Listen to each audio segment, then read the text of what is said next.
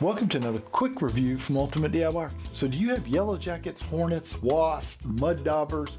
They're all building nests around your home. You need to get rid of them. You don't like getting close to them. You need to take a good look at the Spectracide Wasp and Hornet Killer. Now this is the pro level bottle. This is extremely strong. It'll work from up to 20 feet away, so you don't have to get in harm's way to get rid of these pests. Now I will tell you, the best time to spray for them is going to be early in the morning or late in the evening. That tends to be when they're less active. But that being said, this not only will knock them clean out of the air if you hit them with it, it will actually kill the entire nest.